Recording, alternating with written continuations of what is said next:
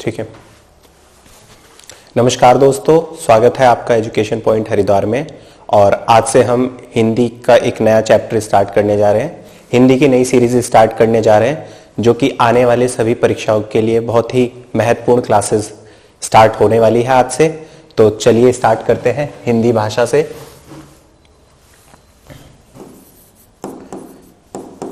ठीक है, सबसे पहले हम भाषा पे बात कर लेते हैं कि भाषा क्या होती है।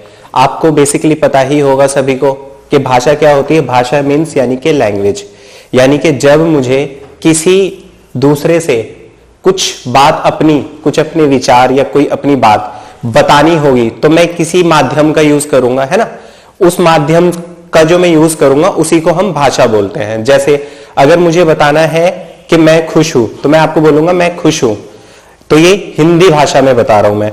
दूसरी तरफ अगर मैं ये कहूंगा आई एम सो हैप्पी, इसका मतलब ये हो गया कि क्या बोल रहा हूं मैं, इंग्लिश भाषा बोल रहा हूं। तो वही क्या होती है, एक भाषा होती है। यानी कि भाषा क्या होती है, सीधा सीधा सा जब हम अपने विचारों को किसी को आदान या प्रदान करते हैं, उसका जो माध्यम होता है उसी को भाषा कहते हैं। ठीक है, अब भाषा की हमने बात कर ली है, तो भाषा की जो कोई सार्थक इकाई होती है, सार्थक मतलब जिसका एक पूर्ण अर्थ होता है, मीनिंग होता है जिसका, अगर हम देखेंगे तो भाषा का जो एक सार्थक अर्थ होता है वो क्या होता है, वाक्य होता है। मतलब वाक्य से ही बनता है।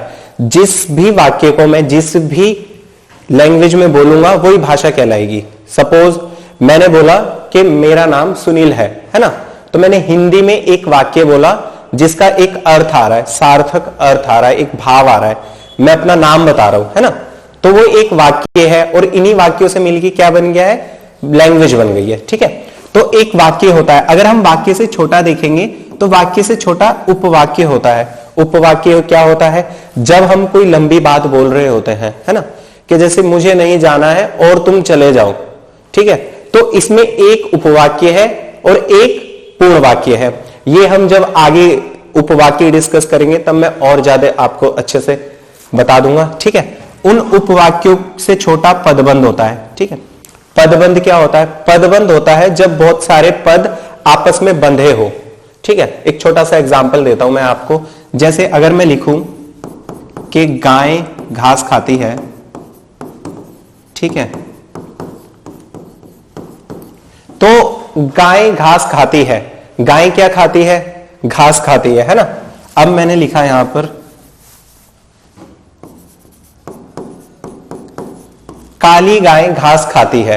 अब मैं आपसे पूछूंगा कौन घास खाती है, तो आप क्या कहोगे, काली गाय। यानी कि ये आपस में क्या हो गई, बंध गई है।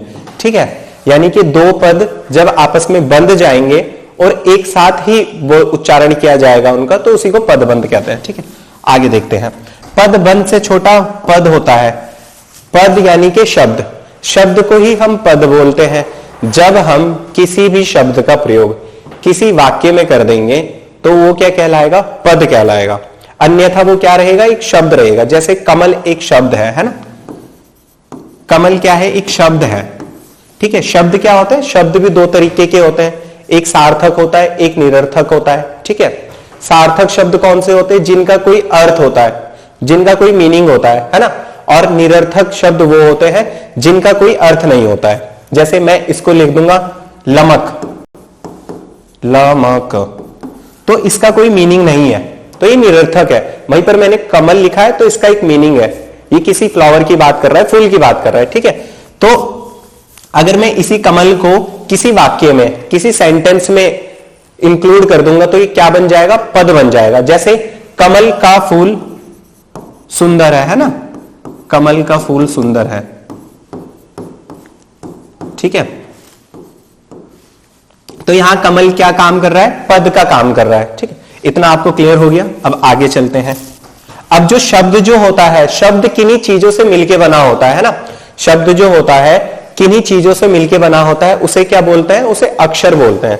ये लिखा हुआ है ना, शब्द किन चीजों से मिलके बनेगा, अक्षर। अक्षर क्या होते हैं, जो विनाश नहीं हो सकते हैं। अगर अक्षर का आप अर्थ देखेंगे तो जो विनाश नहीं होते उनको बोलते हैं अक्षर। ठीक है, अक्षर से अगर कोई छोटा होता है तो वो होता है वर्ण, है ना। आज हम पूरा का पूरा जो डिस्कशन करने वाले हैं वर्ण पे ही करने वाले हैं, ठीक है। वर्ण विचार, इस क्लास का भी इसलिए नाम हमने वर्ण विचार रखा है क्योंकि मेनली आज हम क्या पढ़ेंगे, वर्ण पढ़ेंगे। तो वर्णों से मिलके अक्षर बनता है, कई अक्षरों से मिलके शब्द बनता है, ठीक है। शब्दों से मिलके पदबंध बनता है और पदबंध से उपवाक्य बनता है, उपवाक्य से एक वाक्य बनता है। इतना क्लियर है आपको, ठीक है। अब थोड़ा सा हम वर्ण के बारे में देख लेते हैं, ठीक है। तो वर्ण के खंड नहीं होते हैं, ठीक है। वर्ण के कोई खंड नहीं होते, यानी कि अगर कोई वर्ण है, जैसे आ है, ठीक है, एक स्वर है ये, है ना, और एक वर्ण भी कहलाएंगे ये, ठीक है। तो इसका कोई खंड नहीं होएगा, आप इसको ब्रेक नहीं कर सकते हैं। उसके बाद अक्षर का अर्थ अक्षरणशील होता है। अक्षरणशील का मतलब हो गया कि जो कोई एक अर्थ देता हो, मीनिंग देता हो, ठीक है, अक्षर हो, एक लिखित में मीनिंग देता हो, ठीक है। भाषा की सबसे छोटी मौखिक इकाई क्या है, ध्वनि है, ठीक है। क्वेश्चन ऐसा ही आता है कि भाषा की सबसे छोटी मौखिक इकाई क्या है, तो आप वहां पे वर्ण ढूंढोगे, है ना, कि वर्ण कहां पे, वर्ण है ही नहीं ऑप्शन में, तो ध्वनि होती है। ध्वनि मींस जो हमारी वॉइस है, ठीक है। अगर मैं लिखित में बोलूंगा तो मैं ऐसे बोलूंगा आ, है ना, और अगर मैं मौखिक बोलूंगा तो मैं आ बोलूंगा। तो उसी प्रकार अगर मौखिक पूछा जाएगा, मौखिक है ना, कि मुंह से जो बोलेंगे, तो सबसे जो छोटा वर्ण है वो क्या है, आ है, ठीक है। उसके बाद अर्थ के आधार पर भाषा की सबसे छोटी इकाई क्या होती है, शब्द होती है, ठीक है, अर्थ के आधार पे। अब किसी वर्ण का कोई मीनिंग तो नहीं है, यानी कि अगर कोई भी वर्ण है, कोई भी अक्षर है, उसका कोई मीनिंग नहीं है, वो तो एक वर्ण है। पर अगर हमें भाषा का ये देखना है कि जिसका कोई अर्थ स्पष्ट होता हो, तो शब्द होता है ना। शब्द क्या होता है, शब्द होता है जो एक अर्थ स्पष्ट करता है। जैसे आप अगर किताब लिखोगे तो ये बता रहा है कि किताब है एक, है ना। कमल लिखोगे बताएगा ये एक फ्लावर है, ठीक है। तो ये एक अर्थ स्पष्ट करता है ना। तो अर्थ के आधार पर भाषा की सबसे छोटी जो इकाई होती है वो शब्द होती है, ठीक है। उसके बाद भाव के आधार पर, है ना, भाव के, यानी कि जब मैं कुछ बोलना चाह रहा हूं, है ना, भाव के आधार पर भाषा की सबसे छोटी इकाई वाक्य होती है, ठीक है। थोड़ा सा याद रखेंगे, पूछा जाता है और ये थोड़ा सा कंफ्यूज भी करता है, ठीक है। और उसके बाद अगर हम देखेंगे भाषा की सबसे छोटी इकाई वर्ण होती है, भाषा की सबसे छोटी इकाई वर्ण होती है। और वर्णों के व्यवस्थित समूह को क्या कहते हैं, वर्णमाला कहते हैं, ठीक है। वर्णों के व्यवस्थित समूह को, यानी कि जब हम क्या करेंगे, सभी वर्णों को व्यवस्थित तरीके से रख देंगे, तो उसको हम क्या बोलेंगे, उसको हम वर्णमाला बोलेंगे। इतना क्लियर है। अब आप कहेंगे वर्णमाला क्या होती है, वैसे तो हालांकि आपको पता ही है, फिर भी हम आगे चलते हैं, वर्णमाला देखते हैं। तो ये आपकी वर्णमाला है ना, यही होता है। बचपन में आपने देखा होगा अ ई ई उ री, ठीक है, ए ओ अंग आह क ख ग घ, ठीक है। तो ये वर्णमाला होती है। तो मेरा एक क्वेश्चन है आपसे कि जो हिंदी की जो वर्णमाला होती है उसमें कितने स्वर व्यंजन कितने होते हैं टोटल, यानी कि टोटल वर्ण कितने होते हैं। तो आप सभी क्या बोलेंगे कि उसमें तो सर 52 वर्ण होते हैं, ठीक है। कितने वर्ण होते हैं, कुल वर्ण जो होते हैं वर्णमाला में कितने होते हैं, 52 होते हैं। तो अगस्त के बाद एक नया इसमें ऐड हो गया है। तो अब जो है, अगर आप देखेंगे हिंदी सारणी में, वर्णमाला की सारणी में 53 व्यंजन, 53 वर्ण है, सॉरी व्यंजन बोल रहा हूं, 53 क्या हो गए, वर्ण हो गए, वर्णों की संख्या बढ़ गई है, ठीक है। अब कौन सा नया ऐड हुआ है, पहले थोड़ा सा उस पर चर्चा कर लेते हैं, फिर हम दोबारा से वापस अपने टॉपिक पे आ जाएंगे, ठीक है। तो ये देखिए, एक नया जो विशिष्ट व्यंजन ऐड किया गया है वो है ये ऐसे लिखा जाता है, ठीक है। और ये ला का सिमिलर रूप है, यानी कि जब हम इसको प्रोनाउंसिएशन करते हैं तो क्या बोला जाता है, ला बोला जाता है, ला बोला जाता है। ला तो ऑलरेडी एग्जिस्ट करता है टेबल में, है ना, ला तो पहले से ही है। तो इन्होंने नया क्यों लिखा है, विशिष्ट व्यंजन क्यों लिखा है। तो विशिष्ट व्यंजन का मतलब ये हो गया, जैसे कि हमारे संविधान में 22 भाषाएं हैं, 22 भाषाओं का उल्लेख है, तो उसमें तमिल भाषा भी है, मलयालम भी है ना, सैंथली, मैथिली, बहुत सारी भाषाएं हैं, पूरी 22 भाषाएं हैं। तो हम क्या करते हैं, यदि मैं कभी कोई दूसरे स्टेट में जाऊंगा, तमिल में जाऊंगा, तो मैं उनको बोलूंगा आप क्या बोल रहे हो, तमिल बोल रहे हो, है ना। मैं हिंदी में बोलूंगा कि तमिल बोल रहे हो आप, और अगर कोई तमिल वाला ही व्यक्ति होगा तो वो क्या बोलेगा कि मैं तमिल नहीं तमिल बोलता हूं, अड़ा अड़ा ये वाला बोलेगा, तमिल तमिल तमिल, मैं तमिल बोलता हूं। ठीक है, तो इन दोनों के बीच का जो डिफरेंस है ना वो ही है ये अड़ा ही साउंड करता है। ठीक है, बाकी और जब हम इसके बारे में डिस्कस करेंगे आगे और अच्छे से पढ़ लेंगे। फिलहाल अब हम टॉपिक पे आ जाते हैं। थोड़ा सा आपको बताना था कि आपको कंफ्यूजन ना रहे कि कौन सा है ये जो हम सर 53 बता रहे हैं। ठीक है, तो वर्ण के भेद पढ़ लेते हैं। ठीक है, तो वर्ण के दो भेद होते हैं, एक स्वर होता है एक व्यंजन होता है। ठीक है, इतना तो सभी को क्लियर होगा। आपको पता ही है स्वर कितने होते हैं, तो स्वर 11 होते हैं, नहीं 13 भी होते हैं, है ना। आपने तो 13 ही पढ़े होंगे। ठीक है, 13 कौन कौन से पढ़े हैं, तो आ ई उ री ए ओ, और इसमें अंग आहा भी पढ़ा है आपने, है ना, अंग और आहा भी पढ़ा है।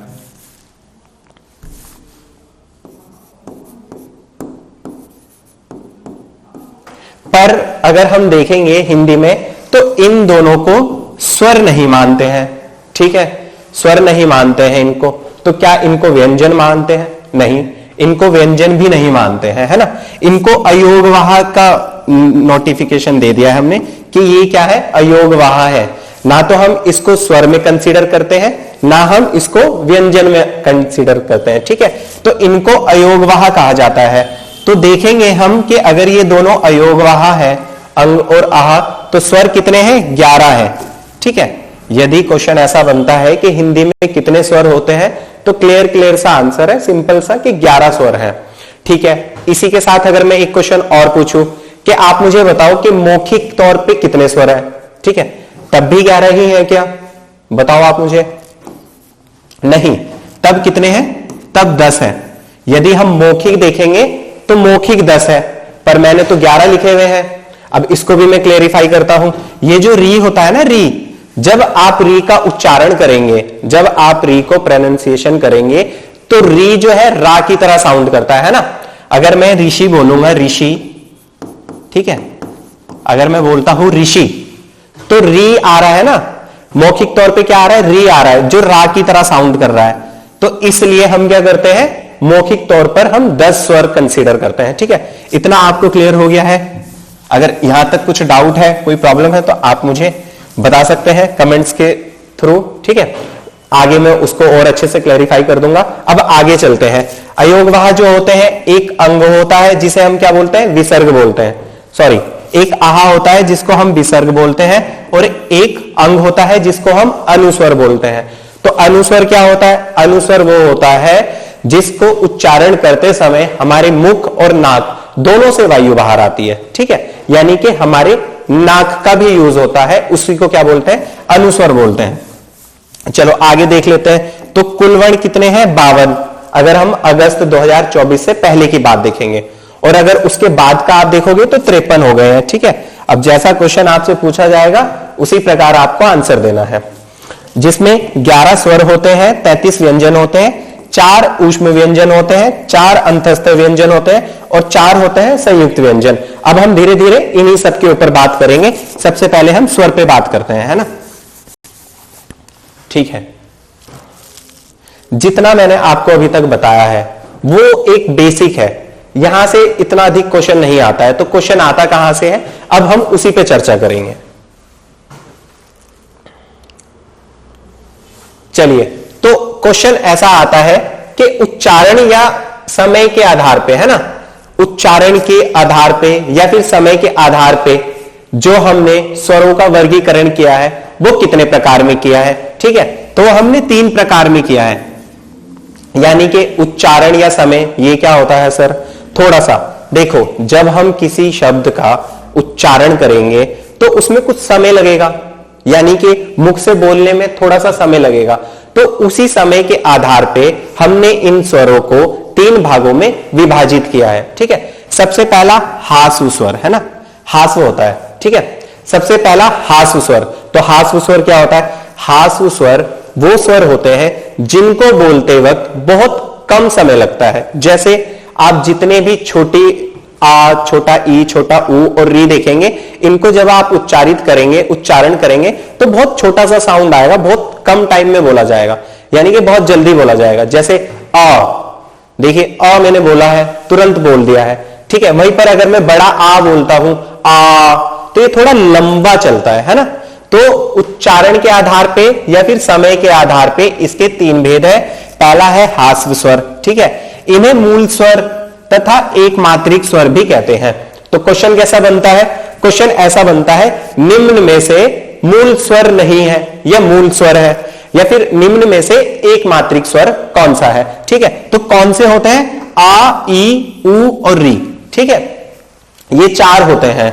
ये आप थोड़ा सा बहुत अच्छे से समझ लो, क्योंकि यहां से अगर आपका कोई क्वेश्चन गलत हो रहा है तो बहुत ही बेकार वाली बात हो गई। क्योंकि मूल जो होता है, मूल क्या होता है? मूल होता है बेसिक, यानी कि जहां से शुरुआत होती है ना।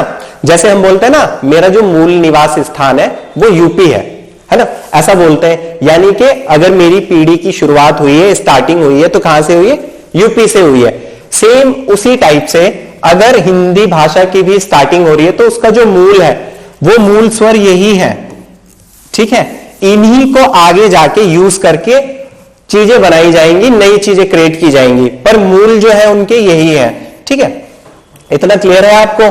आगे देखते हैं। उसके बाद आता है दीर्घ स्वर, है ना। तीन भेद बताए ना मैंने, पहला हो गया हास्य स्वर, दूसरा हो गया है दीर्घ स्वर। अब दीर्घ स्वर क्या होता है? सर, जब हम दो हास्य स्वर को आपस में मिला देंगे, यानी कि जितना समय हमें एक हास्य स्वर को बोलने में हो रहा है उससे दो गुना समय जब हमें किसी स्वर को बोलने में लगेगा तो उसको क्या बोलेंगे? हम दीर्घ स्वर बोलेंगे, ठीक है। यानी कि दीर्घ का अगर अर्थ भी देखोगे आप तो दीर्घ का अर्थ क्या होता है? बड़ा होता है, बड़ा, है ना। तो जो बड़ी मात्रा वाले, बहुत इजी है, जो बड़ी मात्रा वाले शब्द है, जो बड़े शब्द है, वो सारी क्या है? दीर्घ स्वर है। जैसे बड़ा आ, ई, ऊ, ए, ओ और औ, ठीक है, ये क्या हो गए? आपके दीर्घ स्वर हो गए। अगर इसकी थोड़ी सी डेफिनेशन देख लो आप, इनके उच्चारण में हास्य स्वर की अपेक्षा दो गुना समय लगता है, अर्थात दो मात्राएं लगती है, उसे दीर्घ स्वर कहते हैं। इतना समझ में आ गया? अब आगे चलते हैं, ठीक है। यहां से कुछ क्वेश्चन बनता है क्या? ये भी देख लेते हैं। हाँ, बिल्कुल बनता है। क्वेश्चन बनेगा आपका, क्या बनेगा क्वेश्चन? कि आप बताओ कि निम्न में से कौन सा मूल दीर्घ स्वर है, ठीक है। समझे आप? नहीं समझे? Let me explain. निम्न में से कौन सा मूल दीर्घ स्वर है, ठीक है। वैसे ही एक क्वेश्चन और पुट होता है यहां से, निम्न में से, निम्न आप आईडी कर लेना, है ना, कौन सा संयुक्त स्वर है, ठीक है। संयुक्त स्वर ही बोलेंगे इसको, संयुक्त स्वर है। तो ऐसा बनता है क्वेश्चन कि संयुक्त स्वर कौन सा है या फिर मूल दीर्घ स्वर कौन सा है, इसकी भी बात कर लेते हैं। अब मैंने बोला आपको कि मूल जो होता है, मूल क्या होता है? बेस। और इससे पहले मैंने आपको बोला कि मूल स्वर तो इन्हें कहते हैं, है ना, और मूल दीर्घ स्वर किन्हें कहेंगे? तो जो इन मूल से ही मिलके बने होंगे, यानी कि सेम मूल से जो मिलके बने होंगे उनको ही हम मूल दीर्घ स्वर कहेंगे। जैसे आ, बड़ा आ, अगर हम इसको देखेंगे तो ये कैसे बनेगा? छोटा आ प्लस छोटा आ, ठीक है। उसी प्रकार दूसरा ई, ई को अगर हम देखेंगे तो कैसे बनेगा? बड़ी ई और छोटी ई, सॉरी, बड़ी ई को अगर हम देखेंगे तो ई प्लस ई, ठीक है। और वहीं पर ऊ को अगर हम देखते हैं तो ऊ कैसे बनेगा? ऊ बनेगा आपका छोटा ऊ प्लस बड़ा ऊ। इतना समझ में आया आपको? तो अब मुझे मेरे प्रश्न का उत्तर दे दो आप कि निम्न में से कौन कौन से मूल दीर्घ स्वर है ना। तो कौन कौन से हैं? आ है हमारा, ई है और ऊ है, ठीक है। तो ये तीन क्या हो गए? मूल दीर्घ स्वर हो गए। अब बात करते हैं आगे, इसके बाद क्या बात करते हैं? मैंने कहा कि संयुक्त स्वर होते हैं सर, संयुक्त का है ये मेरा, है ना, थोड़ी सी राइटिंग माशाअल्लाह है तो आप थोड़ा सा बुरा मत मानना मेरी राइटिंग का, ठीक है। तो संयुक्त क्या होते हैं, यहां पे लिख लेते हैं, यहां ज्यादा अच्छा रहेगा। संयुक्त स्वर क्या कौन से होते हैं? संयुक्त का मतलब क्या होता है ना, संयुक्त का अर्थ जान लोगे तो ये भी जान लोगे। संयुक्त का अर्थ होता है जब दो लोग आपस में मिल जाएंगे। अरे दो लोग मिल गए, आ और आ मिल गए तो हमने बना लिया ना। तो इसका इसमें भिन्न क्या है, इसमें और इसमें भिन्न क्या है, यानी कि मूल दीर्घ स्वर में और संयुक्त स्वर में भिन्न क्या है? तो भिन्न ये है कि मूल स्वर वो थे जब एक जैसे यानी कि सेम मिलके एक नया शब्द बनाएंगे, नया स्वर बनाएंगे, सॉरी, ठीक है। वहीं पर जब भिन्न भिन्न यानी कि अलग अलग छोटे स्वर मिलके एक बड़ा स्वर बनाएंगे, दीर्घ स्वर बनाएंगे, तो उसको ही संयुक्त स्वर कहेंगे, ठीक है। यानी कि जैसे ए, अगर मैं ए देखूंगा, ए कैसे बनता है? ए बनता है आ प्लस ई से बनता है, सॉरी छोटा ई है ना। तो ये क्या है, एक संयुक्त स्वर है, ठीक है। उसके बाद अगर हम बड़ा ए देखेंगे, यहीं पर देख लेते हैं, तो बड़ा ए जो है वो आ प्लस ए से मिलके बनेगा। क्लियर है इतना? वहीं पर ओ देख लेते हैं, ठीक है।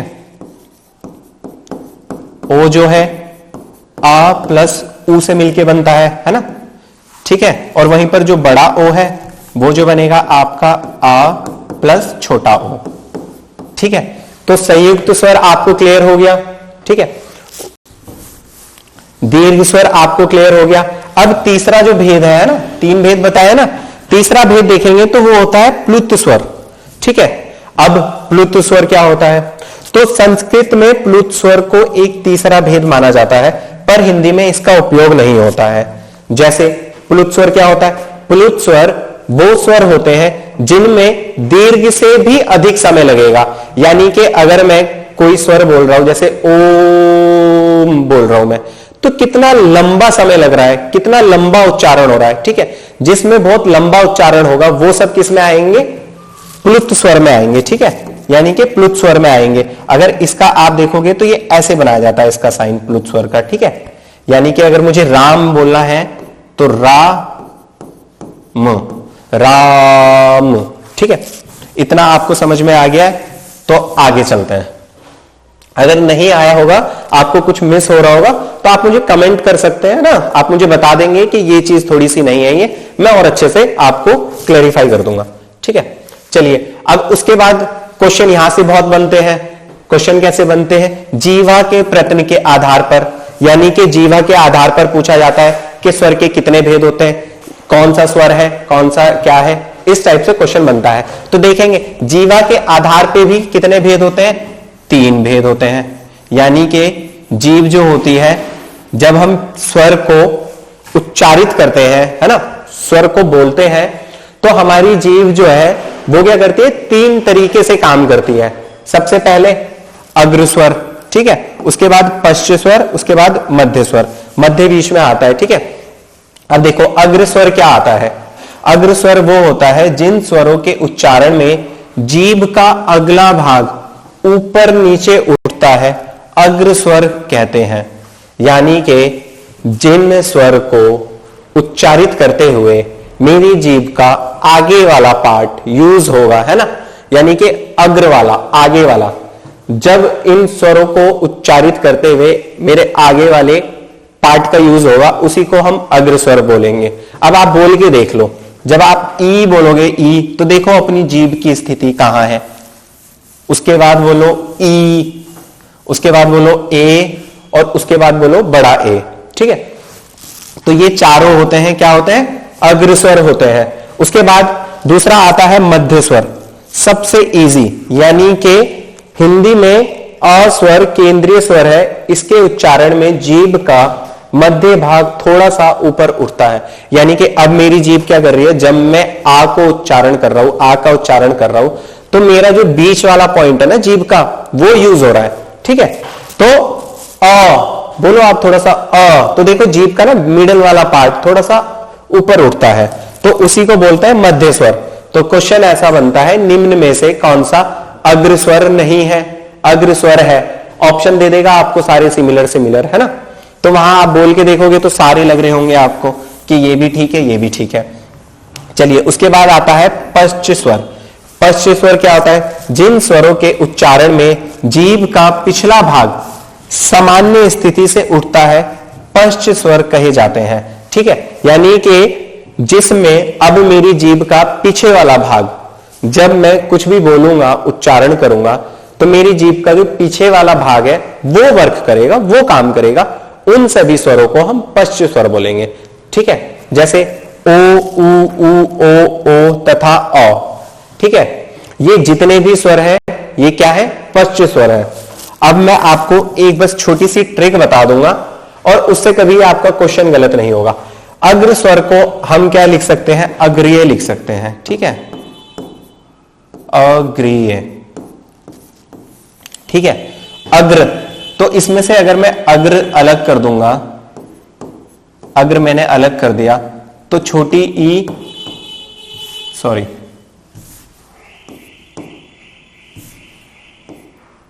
छोटी ई है ना, ऐसे छोटी ई और क्या बचा? ए बचा, है ना। तो दोनों ए और दोनों ई। ठीक है, तो ये किसके हैं? छोटी ई, बड़ी ई, छोटा ए, बड़ा ए। यानी कि इसकी एक ट्रिक हो गई अग्रीय। आप अग्रीय से याद कर लो कि ये ई की मात्रा है, ये ए की मात्रा है और छोटे बड़े दोनों हैं, बस। उसके बाद मध्य आपको बहुत अच्छे से याद हो जाएगा। मध्य स्वर कौन सा होता है? तो मध्य स्वर आ होता है, छोटा आ। और उसके अलावा जितने भी बचे हैं वो सारे क्या हो गए? पश्च स्वर हो गए। इतना आपको समझ में आ गया? तो आगे चलते हैं। ठीक है, अब मुखाकृति के आधार पर, यानी कि मुख के आधार पर जब मैं बोलूंगा तो मुख मेरा कैसा बनेगा उन स्वरों को उच्चारित करते हुए समय, तो उसी के आधार पर। ठीक है, तो सबसे पहला आता है संवृत।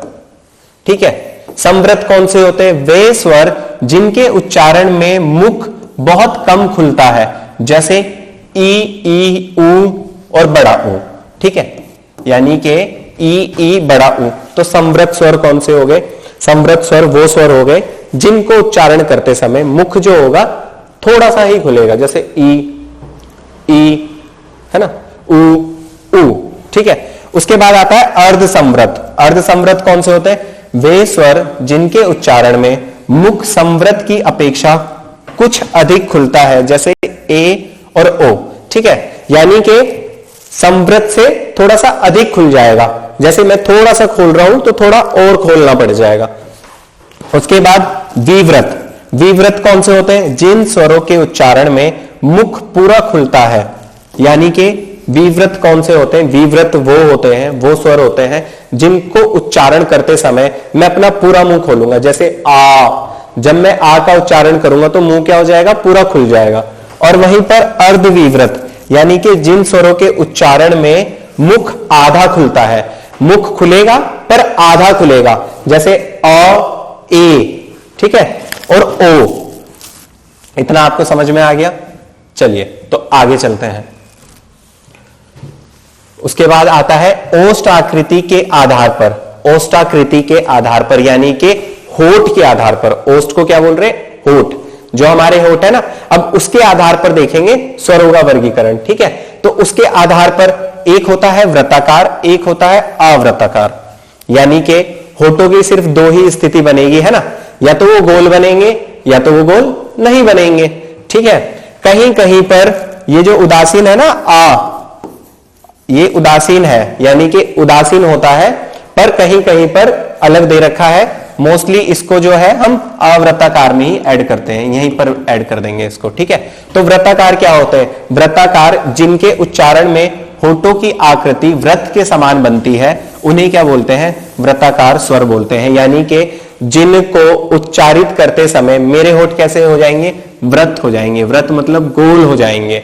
ठीक है, होठों का शेप गोल बन जाएगा, तो वो क्या कहलाएंगे? वृत्ताकार स्वर कहलाएंगे। अब आप बोलो ऊ, ओ, है ना।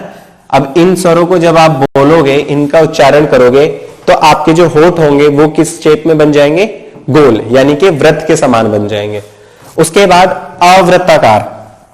अवृत्ताकार में इनके उच्चारण में होठों की आकृति अवृत्ताकार होती है, यानी कि होठ आपके गोल नहीं होंगे, पैरेलल होंगे एक दूसरे के।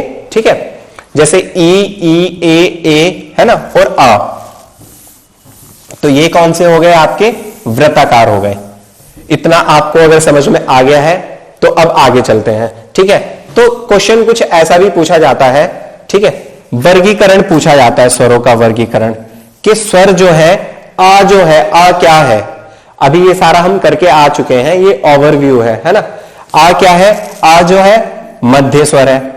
मध्य स्वर क्या पढ़ाया था मैंने, पश्च स्वर, मध्य स्वर, अग्र स्वर पढ़ाया था ना। तो आ बताया था मैंने, आ आपको याद करना है, मध्य स्वर है।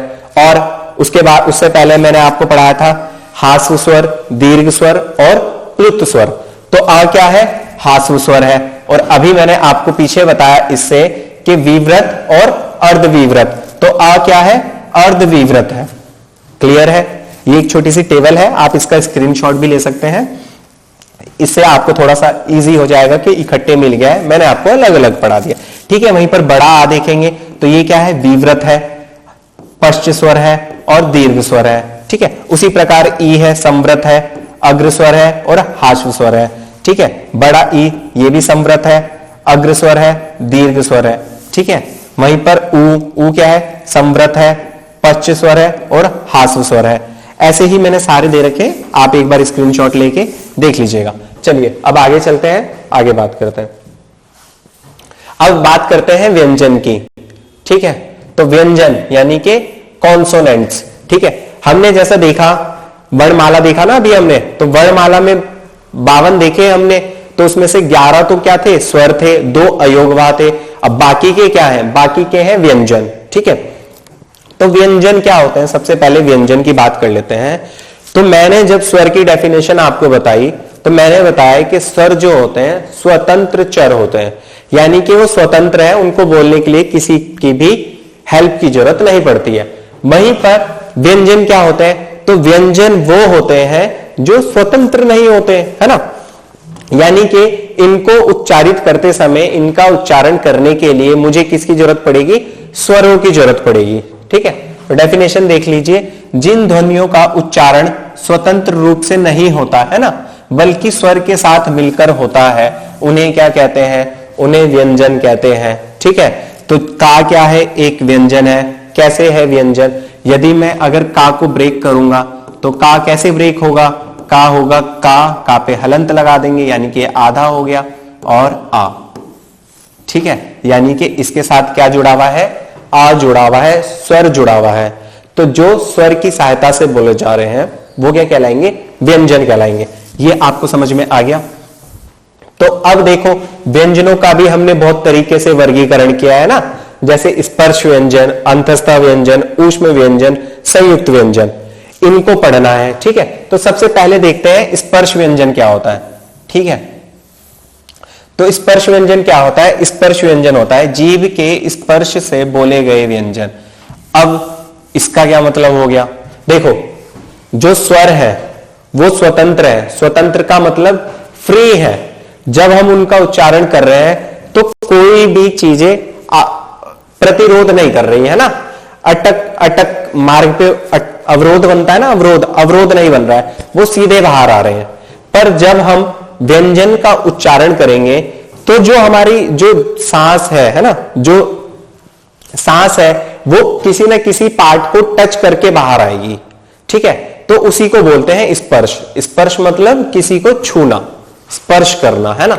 यानी कि जब किसी व्यंजन को बोलते हुए या किसी वर्ण को बोलते हुए हमारी अंदर के जो पार्ट है, मुख के जो पार्ट है, वो किसी पार्ट को टच करके बाहर आएंगे, स्पर्श करके बाहर आएंगे, तो उसे ही हम क्या बोलेंगे, स्पर्श व्यंजन बोलेंगे। तो कौन कौन से होते हैं, ठीक है, तो का वर्ग होता है, चा वर्ग होता है, टा वर्ग होता है, ता वर्ग होता है और पा वर्ग होता है। तो ये सारे जितने भी वर्ग है ना, पा वर्ग तक क्या है, ये सारे स्पर्श व्यंजन है। अब क्वेश्चन ऐसा बनता है कि हिंदी में स्पर्श व्यंजनों की संख्या कितनी है, यानी कि कितनी संख्याएं हैं जो स्पर्श व्यंजन है, तो कितनी हो गई है, अगर हम इसको काउंट करेंगे तो 5, 10, 15, 20, 25, यानी कि कितने हो गए, 25 स्पर्श व्यंजन हो गए हिंदी में। आपको समझ में आ गया है। मैं एक बार और बताता हूं, जब स्पर्श व्यंजन क्या होते हैं, स्पर्श व्यंजन वो होते हैं जो हमारे मुख के अंदर के किसी भाग को स्पर्श करके बाहर आएगा उस व्यंजन को स्पर्श व्यंजन बोलेंगे, है ना। यानी कि का वर्ग, चा वर्ग, ता वर्ग, ता वर्ग और पा वर्ग, ठीक है। यानी कि जो का वर्ग है, अब का वर्ग पे बात करते हैं। जो का वर्ग है, का वर्ग जब हम बोलते हैं क ख ग घ ङ, ऐसे बोलते हैं ना, क ख ग घ ण, तो अब हम इसको जब उच्चारण कर रहे हैं तो हमारी जो ध्वनि है ना वो कंठ को टच करके आ रही है ना। यानी कि जो हमारी जो हवा है जब हम इसको बोलेंगे तो कंठ को टच करेगी और फिर बाहर आएगी, ठीक है। तो ये जो है का वर्ग जो है ये किसको टच करके आता है, कंठ को टच करके आता है, ठीक है। वहीं पर जो चा वर्ग है, च छ ज झ ण, च छ ज झ ण, तो ये जो है ये किसको टच करके आ रही है, मूर्धा, है ना, मूर्धा को टच करके आ रही है, ठीक है। उसके बाद ट ठ ड ढ ड़, ये तालु को टच करती है, अभी मैं आपको बता दूंगा, पहले मैं लिख दो, ठीक है। त थ द ध त न, त थ द ध न, तो ये किसको टच करेगी, ये करेगी आपके दंत को, है ना। और प फ ब भ म, ये किसको टच कर रही है, ओष्ठ को, यानी कि होठ को, ठीक है। यानी कि ये जो है स्पर्श जो है, स्पर्श व्यंजन जो है ये हमारे मुख के किसी न किसी भाग को टच करने के बाद बाहर आता है, उच्चारित होता है, उसी को हम स्पर्श व्यंजन कहते हैं, ठीक है। इसकी एक शॉर्टकट ट्रिक ये भी है, के टी एम डी ओ, है ना, KTM2, यानी के से कंठ हो गया तो का वर्ग जो है वो कंठ को टच करके आता है, ठीक है। टी से मैंने कुछ वो था,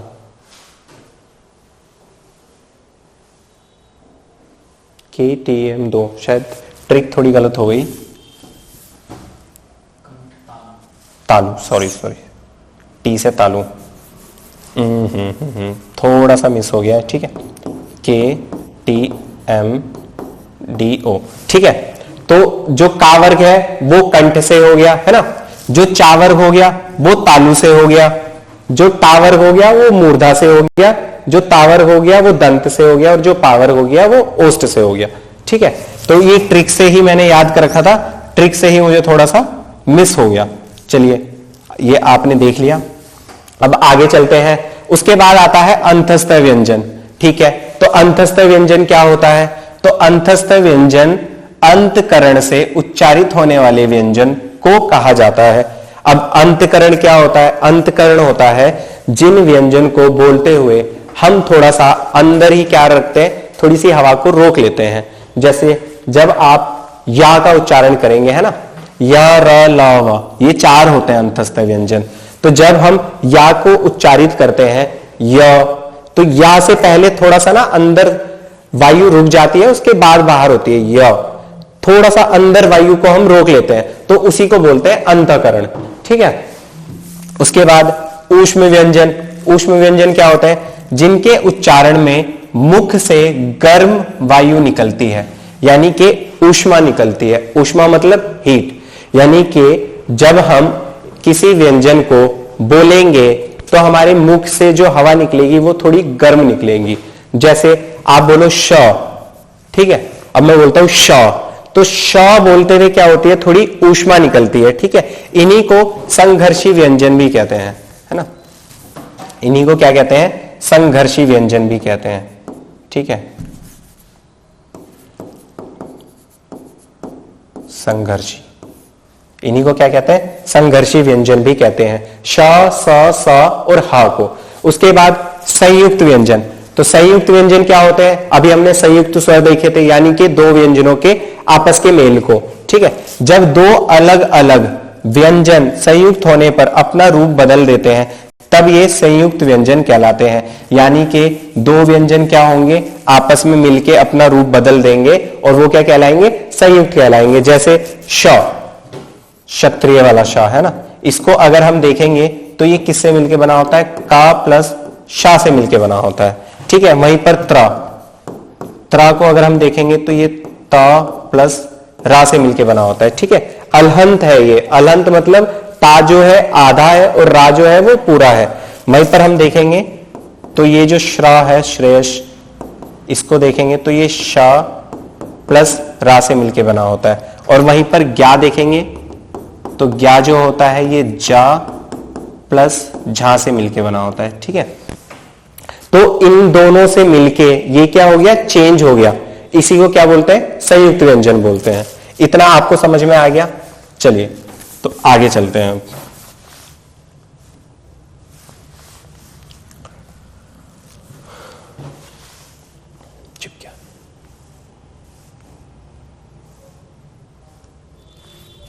चलिए तो ये वाला देख लेते हैं, ऊपर वाला स्पर्श संघर्षी व्यंजन। अब क्वेश्चन ऐसा भी आता है कि स्पर्श संघर्षी व्यंजन क्या होते हैं। तो स्पर्श संघर्षी व्यंजन वो व्यंजन होते हैं जिनको बोलते हुए क्या होगा, वायु स्पर्श भी हो रही होगी और उनको बोलते हुए थोड़ी सी ऊष्मा भी हो रही होगी। जैसे चा वर्ग है ना, च छ ज झ ण, यानी कि च छ ज झ, ये जो भी है ये क्या है, स्पर्श संघर्षी व्यंजन है। तो प्रश्न यहीं से बनता है, मोस्टली बहुत बार बना हुआ है। उसके बाद देखते हैं कि नासिकीय व्यंजन। तो नासिकीय व्यंजन क्या होता है, ठीक है, नासिकीय व्यंजन क्या होता है। तो नासिकीय व्यंजन होता है जिन व्यंजनों के उच्चारण में दांत, ओष्ठ, जीभ आदि के स्पर्श के साथ वायु नासिका मार्ग से बाहर आती है, यानी कि इनको उच्चारित करते हुए हमारी जो वायु आएगी मुख से भी आएगी और नाक से भी बाहर आएगी। तो इन्हें क्या कहेंगे हम, नासिकीय व्यंजन कहेंगे। कौन से, जो भी क च ट त प इन वर्गों के जो अंतिम अक्षर है, यानी कि जो पांचवा अक्षर है वो क्या हो जाएगा, नासिकीय व्यंजन हो जाएगा, है ना।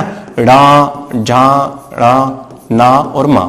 ठीक है, उसके बाद पार्श्विक व्यंजन।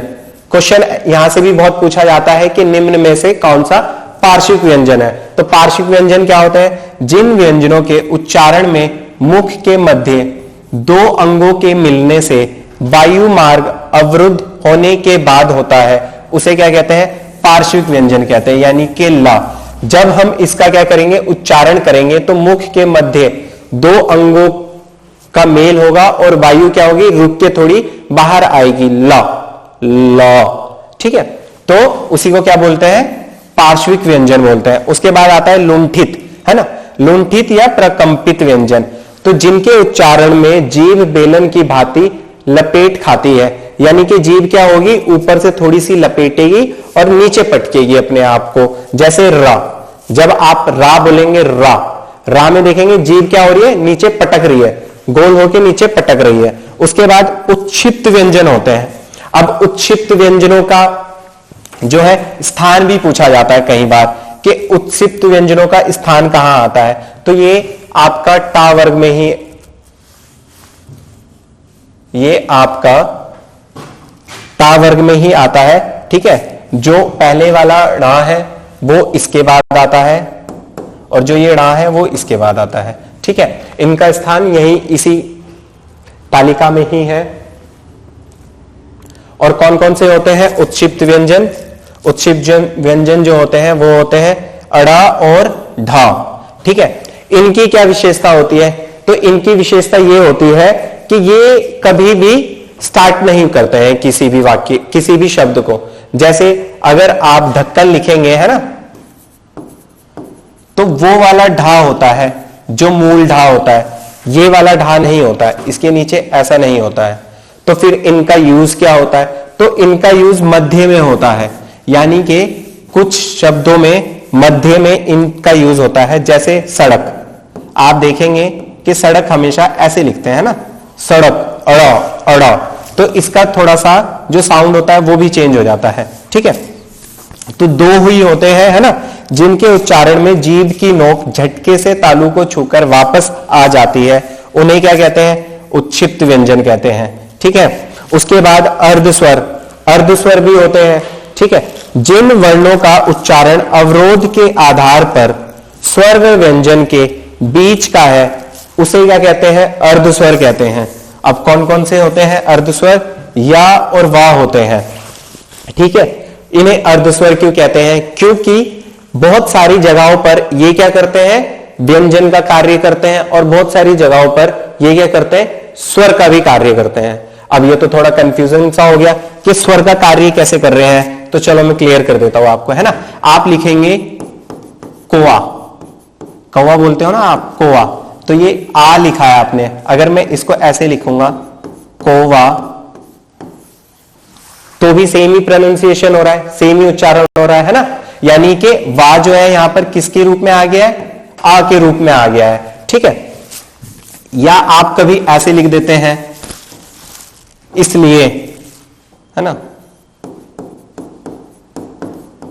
इसलिए ऐसे लिखते हैं ना, इसलिए, और मैं इसको ऐसे भी लिख सकता हूं, इसलिए, ठीक है। ये देखिए, तो ये क्या हो रहा है, कहीं कहीं पर अर्ध स्वर का भी काम कर रहा है, स्वर का भी काम करता है, इसीलिए इसको क्या कहते हैं, अर्ध स्वर कहते हैं। इतना आपको क्लियर हो गया। चलिए आगे चलते हैं।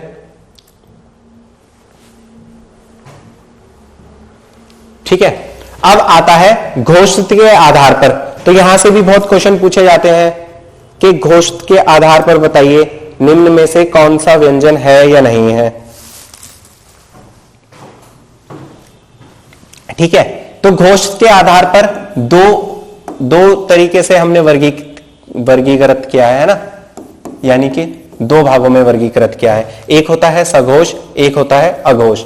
अच्छा सॉरी, ठीक है, एक होता है सघोष, एक क्या होता है, अघोष। तो सघोष क्या होते हैं, सघोष होते हैं जिनके उच्चारण के समय में स्वर तंत्रिका में कंपन हो, प्रत्येक वर्ग की अंतिम 3 ध्वनियां क्या होती है, सघोष होती है। यानी कि जब भी हम इनका उच्चारण करेंगे उस समय क्या होगा, स्वर तंत्रिका में कंपन होगा, है ना, यानी कि थोड़ा सा वाइब्रेशन होगी। वाइब्रेशन के आधार पे देख रहे हैं हम, ठीक है, तो वाइब्रेशन होगी। जैसे किसी प्रत्येक वर्ग का, जैसे का वर्ग है तो का, ख, ग, घा और क्या है, का, ख, ग, घ, ण। ठीक है, मैंने अड़ा 1 मिनट,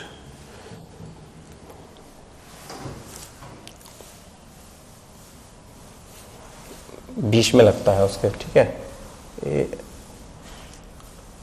मैंने वो वाला अड़ा बना दिया। ठीक है, तो का, ख, ग, घा और अणा। ठीक है, तो ये है, तो वो क्या कह रहा है कि स्वर तंत्रिकाओं में कंपन हो। अगर आप का बोलेंगे तो का में कोई वाइब्रेशन नहीं हो रही है, खा बोलेंगे खा में कोई वाइब्रेशन नहीं हो रही, पर जब आप गा बोलेंगे ग, तो थोड़ा सा कंपन होता है, वाइब्रेशन होती है। ठीक है, उसी तरह घा बोलेंगे घा, ठीक है, तो घा में भी क्या हो रहा है, वाइब्रेशन हो रही है। और ड़ा बोलेंगे ड़ा, तो उसमें भी क्या हो रही है, वाइब्रेशन हो रही है। यानी कि प्रत्येक वर्ग का तीसरा, चौथा और पांचवा ये क्या होते हैं, सघोष होते हैं। ठीक है, उसके बाद अघोष क्या होते हैं, तो अघोष वो होते हैं जिनके उच्चारण के समय स्वर तंत्रिकाओं में कंपन ना हो, यानी कि प्रत्येक वर्ग का पहला और दूसरा वर्ण। ठीक है, जैसे का और खा, जब आप का और खा का उच्चारण करेंगे तो वाइब्रेशन नहीं होगी, कंपन नहीं होगी। अब उसके बाद देख लेते हैं प्राण के आधार पे, है ना, प्राण मतलब श्वास के आधार पे, यानी कि श्वास मतलब सांसों के आधार पे कि हम कितनी सांस ले रहे हैं। तो एक होता है अल्प प्राण, एक होता है महाप्राण। अल्प प्राण मतलब, अल्प मतलब होता है थोड़ा, जब हम जो सांसों का यूज कर रहे हैं वो थोड़ा कर रहे हैं, अल्प मात्रा में कर रहे हैं, तो वो क्या होंगे, अल्प प्राण होंगे। और जब हम उसका मात्रा बढ़ा देंगे तो वो क्या हो जाएंगे, महाप्राण हो जाएंगे। जैसे अल्प प्राण देखते हैं जिनके उच्चारण में सीमित वायु निकलती है ना, यानी कि बहुत ही कम वायु निकलती है, सांस बहुत कम निकलती है, उन्हें अल्प प्राण व्यंजन कहते हैं। ठीक है, प्रत्येक वर्ग का पहला, तीसरा और पांचवा, यानी कि प्रत्येक वर्ग का ऑड नंबर, है ना, प्रत्येक वर्ग का ऑड नंबर क्या होता है, अल्प प्राण होता है। यानी कि अगर हम देखेंगे पहला, तीसरा और पांचवा, जब इनका उच्चारण करते हैं तो हमारी जो सांसें हैं वो कम निकलती है, एक सीमित मात्रा में निकलती है। जैसे का, ख, ग, घ, ड़। ठीक है, क्लियर है इतना। चलिए उसके बाद आता है महाप्राण। तो महाप्राण क्या है, जिनके उच्चारण में अपेक्षाकृत अधिक वायु निकलती है। ठीक है, यानी कि अब इसको बोलते हुए क्या होगा, ज्यादा वायु निकलेगी। जैसे खा बोल रहे हैं तो ज्यादा वायु निकल रही है, वहीं पर का बोल रहे हैं तो कम वायु निकल रही है। ठीक है, यानी कि दूसरा, प्रत्येक वर्ग का दूसरा और चौथा, ये क्या होते हैं, महाप्राण होते हैं। इतना आपको समझ में आ गया। चलिए थोड़ा सा आगे चलते हैं।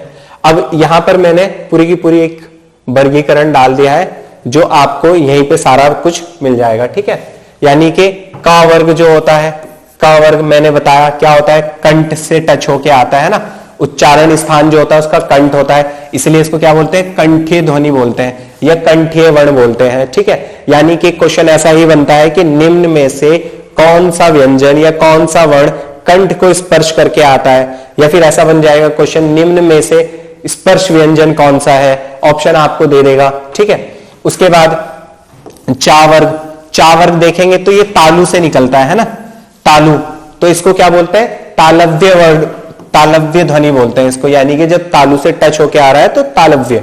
ठीक है, उसके बाद टा वर्ग देखेंगे तो टा वर्ग क्या होता है, मूर्धा से टच होके आता है, यानी कि तालु जो होता है हमारी मुख का नीचे वाला पार्ट होता है और मूर्धा जो होता है वो ऊपर वाला पार्ट होता है, जब ऊपर टच होके आता है। ठीक है, उसके बाद ता वर्ग देखेंगे तो ये दंत, जब हम ता थ द ध न ये इसका उच्चारण करते हैं तो हमारा जो है, जो अंदर से जो ध्वनि आती है, सांस जो आती है वो दांत को टच करती है ना, तो इसलिए इसको क्या बोलते हैं, दंतीय व्यंजन, दंतीय वर्ण बोलते हैं। उसके बाद पा वर्ग, पा जो होता है ये हमारे ओष्ठ यानी कि होठों को टच करके आता है, इसलिए हम इसको क्या बोलते हैं, ओष्ठीय व्यंजन भी बोलते हैं, ओष्ठीय व्यंजन। उसके बाद स्वरों को देख लेते हैं। ए और ए जो है, ए और ए को बोलते हुए कंठ भी टच करता है और तालु भी टच करता है, यानी कि जब हम ए का उच्चारण करते हैं तो हमारी जो ध्वनि है वो किसको, कंठ को भी टच करेगी और तालु को भी टच करेगी, तो इसको क्या बोलते हैं, कंठीय तालव्य वर्ण। ठीक है, उसके बाद वा जो होता है, वा को उच्चारित करते हुए दंत से भी टच होता है, ओष्ठ से भी टच होता है, तो इसको क्या बोलते हैं, दंतोष्ठीय ध्वनि, है ना, दंतोष्ठीय वर्ण। और उसके बाद ओ और औ, बड़ा ओ, है ना, तो ये जो होता है ये कंठ और ओष्ठ इन दोनों को टच करते हुए बोला जाता है, तो इसको क्या बोलते हैं, कंठोष्ठीय। ठीक है, इसको क्या बोलते हैं, कंठोष्ठीय व्यंजन। ठीक है, तो आशा करता हूं कि जितना मैंने आपको पढ़ाया है, मैंने ज्यादा ही गहराई में नहीं पढ़ाया है ना, बहुत ही बेसिक सा पढ़ाया है। अब धीरे धीरे हम और अच्छे से और बेहतरीन करके पढ़ेंगे। ठीक है, तो इतना आपको समझ में आ गया होगा। उसी के साथ एक इंफॉर्मेशन ये शेयर करनी है कि हमने एक नया अभी लोअर पीसीएस बैच स्टार्ट किया है, जो कि ऑनलाइन ऑफलाइन दोनों ही मोड पे आपको अवेलेबल हो जाएगा। आप हमारी एप्लीकेशन को डाउनलोड कीजिए, उसके लिए भी ईपी हरिद्वार के नाम से ही हमारी एजुकेशन, ईपी हरिद्वार के नाम से हमारी एप्लीकेशन है। ठीक है, इस पे आप डाउनलोड करके आप ऑनलाइन ऑफलाइन आपको जैसा भी बैच लेना है आप उसको ले सकते हैं। और अभी बिल्कुल ही अभी स्टार्ट हुआ है, बहुत स्टार्टिंग से बहुत अच्छे तरीके से न्यू पैटर्न के हिसाब से, जिस हिसाब से आजकल के क्वेश्चन पेपर्स बन रहे हैं उसी हिसाब से सारी क्लासेस को डिजाइन किया गया है बहुत ही अच्छे तरीके से। तो आपको इससे जुड़ी हुई कोई भी जानकारी लेनी है तो आप इस नंबर पर कांटेक्ट कर सकते हैं। ठीक है, और अब जल्दी ही आपको दूसरी वीडियो के साथ हम दोबारा मिलते हैं, तब तक के लिए धन्यवाद, नमस्कार। भाई गुरुजी, मेरा भाई का फोन आ रहा था, देख लो अगर ठीक बनी है तो अपलोड कर देना, नहीं तो फिर एक बार और शूट कर लेंगे। ठीक है गुरुजी।